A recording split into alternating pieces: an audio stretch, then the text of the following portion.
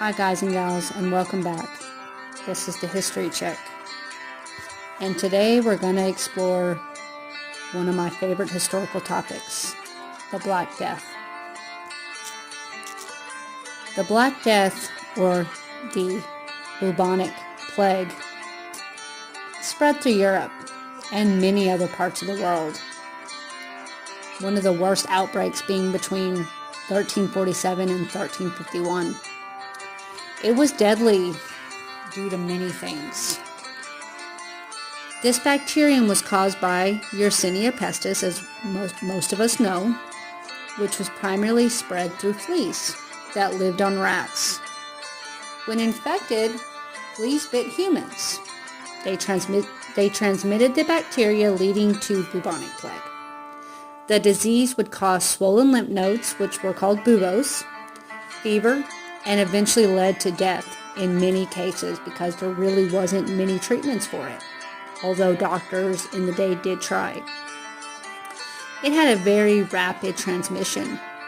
The bacteria could also cause pneumonic plague when it spread to the lungs, making it airborne and allowing human-to-human transmission through coughing, which increased the spread of the disease. There was a major lack of medical knowledge in that day and age. This was the 14th century. Medical knowledge was very limited, and people did not understand the nature of infectious disease or how they spread, which majorly hindered the effective responses to the epidemic. Sanitation and hygiene, as we all know, causes disease to spread, and that was very rife in that time. People lived in crowded living conditions in medieval cities, providing an ideal environment for the proliferation of rats and fleas, aiding the rapid spread of the disease. You had a weakened population also.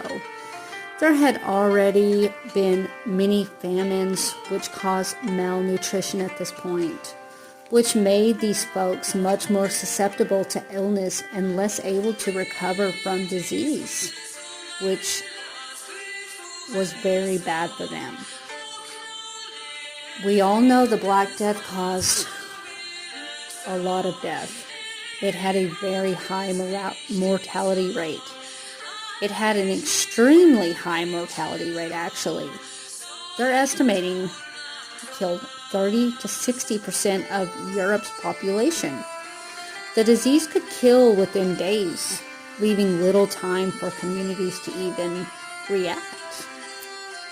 These factors combined made the Black Death one of the most devastating pandemics in human history. It had a lot of fascinating aspects to it. I think that's why we're still so fascinated by it in this day and age. It had historical impacts. The Black Death drastically altered the course of European history. It led to the deaths of an estimated 30 to 60% of the population, like we had stated before. That caused massive social, economic, and cultural upheavals. This pandemic reshaped the feudal system, labor markets, and even religious practices. It was a medical mystery. For centuries, the true cause of the Black Death was not understood. It wasn't until much later that the connection to Yersinia pestis and the role of fleas and rats in its transmission were discovered, making it a significant topic in the history of medicine and epidemiology. It had a huge cultural impact. The Black Death profoundly influenced art, literature, and religion.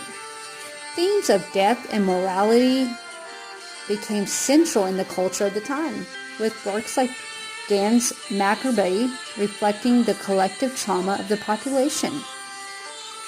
Human resilience and change. The pandemic led to drastic changes in society.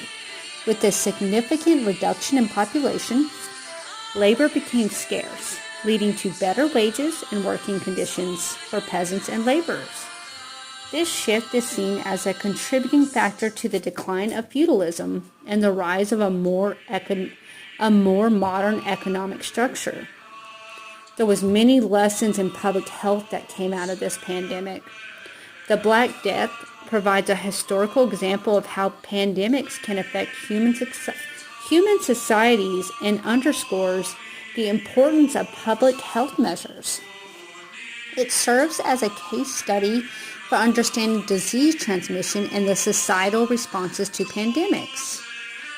There was much scientific inquiry. The study of the Black Death continues to intrigue researchers with ongoing investigations into its origins, spread, and effects. It represents a pivotal moment in the history of infectious diseases, offering insights into how pathogens can influence human history. There was many reemergence of Yersinia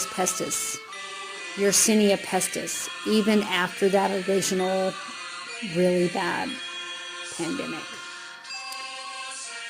There was natural reservoirs. The bacterium Yersinia pestis persisted in natural reservoirs, primarily in rodent populations like rats, which carried fleas capable of transmitting the disease to humans. Trade and travel, of course, caused the spread, caused reemergences. Increased trade and travel during the medieval period facilitated the spread of the disease. Ships, for example, could carry rats and fleas to new locations, reintroducing the plague to areas that had previously been free of it. Sanitation is another thing. Sanitation always plays a role. Urban areas had poor sanitation, creating environments where rats and fleas thrived, leading to repeated outbreaks whenever the bacterium found a way into these populations. Of course, you have population movements. Wars, famines, and other societal disruptions often displace populations, leading to the spread of diseases, including the plague, to new areas. Reasons that it eventually declined over time. You have improved sanitation. Okay, sanitation, very important thing. That's why we've gotten rid of a lot of diseases in modern times as well. Over time, urban sanitation improved, and efforts were made to control rat populations, reducing the number of potential carriers for fleas and the plague bacteria. Better quarantine measures. By the early modern period, public health measures such as quarantines and isolation of infected individuals became more effective, limiting the spread of outbreaks. Changes in housing. As living conditions improved with fewer people living in close proximity to rats, the opportunities for flea-to-human transmission decreased. Then you have medical advances. Although not fully understood at the time, the slow development of early public health measures and medical practices helped to control outbreaks more effectively over time. And then, of course, you have population immunity. Some suggest that repeated exposure to the bacterium may have led to increased immunity in human populations, though this was likely only a minor factor. The last major plague pandemics occurred in the late 19th and early 20th centuries. The development of antibiotics in the 20th century was effective in treating Yersinia pestis, along with modern public health measures, has largely prevented the reemergence of the plague on the same scale as during the medieval period.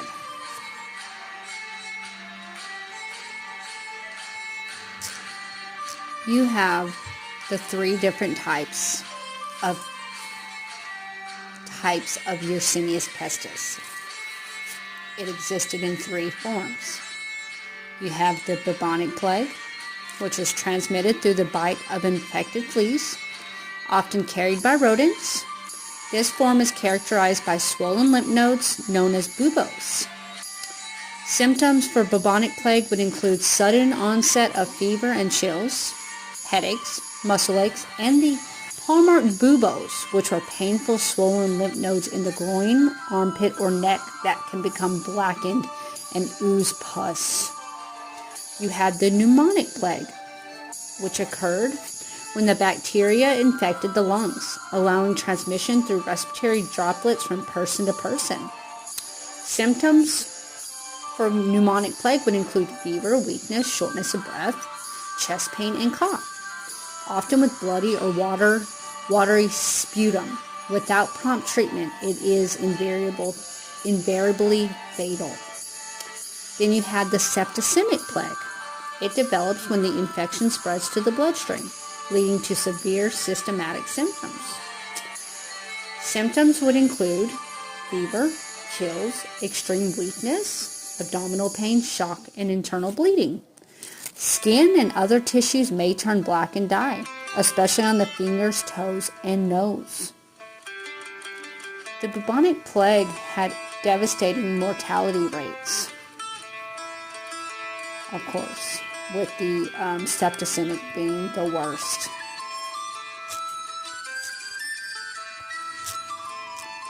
While the Black Death occurred centuries ago, plague cases still emerge today.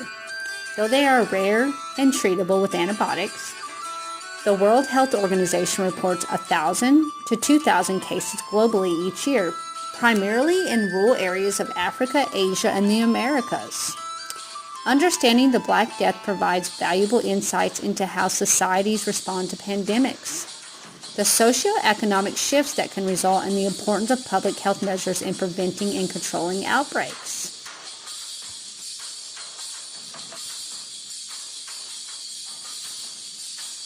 There were some first-hand accounts written at the time that everything was going crazy when the Black Death was at its peak, and people back then probably thought the world was coming to an end. Reading all these accounts through the years, I would have thought the same thing. Contemporary accounts of the Black Death provide vivid insights into the experiences and perceptions of those who lived through this devastating pandemic. These first-hand narratives, penned by chroniclers, medical practitioners, and other observers, offer a window into the societal and personal turmoil of the 14th century. John of Reading, a monk at Westminster, chronicled the pervasive despair during the plague years. He said, in quotes, "And there was in those days death without sorrow, marriage without affection, self-imposed penance, want without poverty, and flight without escape." This passage encapsulates the profound sense of hopelessness and the breakdown of social norms as the plague ravaged communities. John Clyn, in Kilkenny, Ireland, Friar John Clyn documented the relentless advance of the plague, facing the possibility of human extinction. He left blank pages in his chronicle expressing hope that someone might continue his work if any survived. "I leave parchment for continuing the work, in case anyone should still be alive in the future." Clyn's account underscores the pervasive fear and uncertainty of the era. Guy de Chaluc was a renowned surgeon. He served in Avignon during the Black Death. Despite contracting the plague himself, he meticulously recorded his observations and treatments. The disease was of two kinds, in quotes. One, blood spitting, the other with swellings. The blood spitting kind killed in 3 days, the other in 5.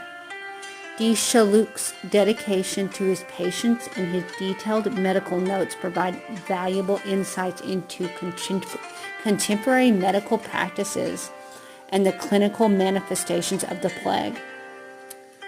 A chronicle from the Cathedral Priory of Rochester offers a first-hand account of the Black Death's impact, describing how relatives of the deceased had to carry the corpses themselves to mass graves. In quotes, "In the year of our Lord 1348, there was a great mortality in England. Relatives of the dead carried the bodies to the church on their own shoulders. This account highlights the overwhelming death toll and the strain on traditional burial practices. In response to the labor shortages caused by the plague, the English crown issued the Ordinance of Laborers to cap wages and restrict worker mobility. In quotes, "Every man and woman of our realm of England shall be bound to serve him which so shall him require, and take only the wages which were accustomed to be taken." This ordinance reflects the economic upheaval and the shifting power dynamics between laborers and landowners in the aftermath of the pandemic.